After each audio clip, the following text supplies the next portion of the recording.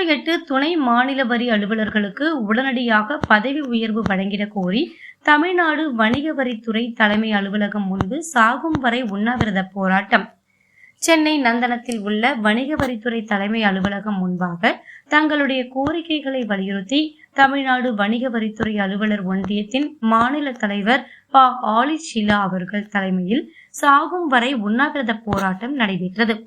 இந்த உண்ணாவிரத போராட்டத்திற்கு தமிழ்நாடு அரசு அலுவலர் ஒன்றியத்தின் மாநில தலைவர் த. அமிர்தகுமார் அவர்கள் கலந்து கொண்டு உண்ணாவிரதத்தினை துவக்கி வைத்து கோரிக்கைகளை முன்வைத்து பேசினார். அப்போது அவர் தமிழக முதல்வரை கடந்த 26/5/2026 அன்று சந்தித்த போது தங்களுடைய கோரிக்கைகளை எடுத்து கூறியதாகவும், அதற்கு அவர் தற்போது நிதி நிலைமை சரியில்லை, மிக விரைவில் சரி செய்யப்பட்டு உங்கள் கோரிக்கைகள் நிறைவேற்றப்படும் என்றார். அதேபோல் பழைய பென்ஷன் திட்டத்தையும் கொண்டு வருவேன் என கூறியுள்ளார்.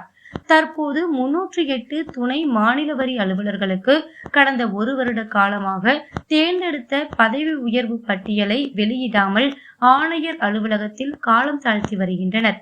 இது சம்பந்தமாக கடந்த ஜனவரி மாதத்தில் இந்த துறை ஆணையரை சந்தித்து பேசியும் பலனில்லை. இந்த பதவி உயர்வை 26/6/2026க்குள் வழங்கவில்லை என்றால் காலாவதியாகிவிடும். எனவே உடனடியாக பதவி உயர்வினை வழங்கிட வேண்டும் என்றார்.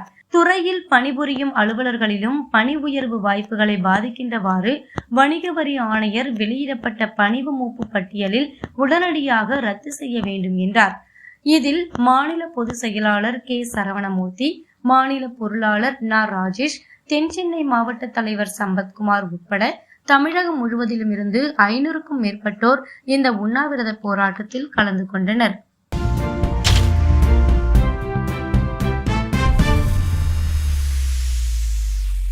மாநில தலைவர், தமிழ்நாடு அரசு அலுவலர் ஒன்றியம். 2/2/2024 தமிழக வெற்றி கழகம் என்ற புதிய கட்சியை தொடங்கி குறுகிய காலத்தில், அதுவும் 828 நாள் இடைவெளியில் தமிழ்நாட்டின் ஆட்சியை பிடித்து 10/5/2026 அன்று மாண்புமிகு தமிழ்நாடு முதலமைச்சர் திருமிகு ஜோசப் விஜய் அவர்கள் பதவியேற்றார்கள். பதவியேற்கும் போது இதன் பிறகு தமிழ்நாட்டில் பணிபுரிந்த அரசர்கள் ஆகியோருடைய நலன்கள் தொடர்ந்து காக்கப்படும் என்று உறுதியளித்தார்கள். எங்களுக்கு மகிழ்வாகத்தான் இருந்தது. அதேபோல 26/10 அன்று மாலையே நான் முதலமைச்சர் சந்தித்தேன். அதன் பிறகு முதலமைச்சர் அலுவலகத்திலிருந்து அதிகாரப்பூர்வமான அழைப்பின் பேரில் 26/5/2026 அன்று மாண்புமிகு தமிழ்நாடு முதலமைச்சர் அவர்களை நேரடி சந்தித்து பல்வேறு நிலுவைத் கோரிக்கைகள் சம்பந்தமாக அவரிடம் பேசினோம்.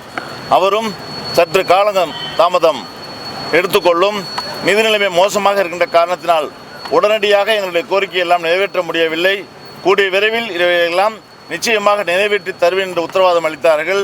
குறிப்பாக 23 ஆண்டுகளாக கிணற்றில் போட்ட கல்லாக இருக்கின்ற பங்களிப்பு ஓய்வூதிய திட்டம் என்ற திட்டத்தை 22 ஆண்டுகளாக காத்திருந்தோம். 23ஆம் ஆண்டு 3ஆம் தேதி, ஜனவரி 3ஆம் தேதி தமிழ்நாடு உறுதியளிக்கப்பட்ட ஓய்வூதிய திட்டம் என்ற புதிய திட்டம் அறிவிக்கப்பட்டாலும் அதை நாங்கள் முழுமையாக ஏற்றோம். ஏன் காரணம், 90% நமக்கு லாபம் இருந்த காரணத்தினால் நாங்கள் அதை முழுமையாக வரவேற்றோம். ஆனால் அதற்கான அரசாணை வெளியிடப்பட்டது. அந்த அரசாணைக்கான இந்த திட்டத்தை அமுல்படுத்துவதற்கான வழிமுறைகள் இதுவரை வெளியிடப்படாமல் இருக்கின்ற காரணத்தினால் ஏறக்குறைய 5 மாதங்களாக பணி ஓய்வு பெற்றவர்கள் ஓய்வூதியம் பெறாமல் இருக்கின்ற துர்ப்பாக்கிய நிலைமைக்கும் மாண்புமிகு தமிழ்நாடு முதலமைச்சருடைய கவனத்திற்கு கொண்டு சென்றோம். கூடிய விரைவில் நிச்சயமாக நடவடிக்கை எடுப்பேன் என்று உறுதியளித்தார்கள். நாங்கள் இந்த போராட்டமானது தற்போது நடைபெற்றுக் கொண்டு தமிழ்நாடு துணை வணிக வரி அலுவலர் ஒன்றியமானது தமிழ்நாடு அரசு அலுவலர் ஒன்றியத்தினுடைய பிரதான இணைப்பு சங்கங்களில் ஒன்றாக திகழ்ந்து வருகிறது. இந்த தமிழ்நாடு வணிக வரி அலுவலர் ஒன்றியத்தின் சார்பில் நடைபெறுகின்ற போராட்டத்திற்கு காரணம் தமிழ்நாடு அரசு அல்ல என்பதை நான் சுட்டிக்காட்ட விரும்புகின்றேன்.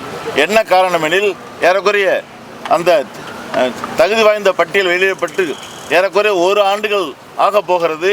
இதற்கான பதவி உயர்வை இன்று வரை அரசு வழங்காமல் இருக்கிறது. அதற்கு என்ன காரணம் எனில், வணிக வரித்துறையுடைய ஆணையரகத்துடைய அலட்சிய போக்கு தான் முக்கிய காரணம். இன்னும் சொல்லப்போனால் கடந்த வருடங்களை கூட விட்டு விடுவோம். ஜனவரியிலிருந்து இதற்கான பணிகளை நாம் தொடங்கி பல்வேறு முறை நாம் ஆணையர் பேச்சுவார்த்தை சென்றிருந்தாலும் கூட இதுவரை இந்த கோரிக்கை நிறைவேற்றப்படவில்லை.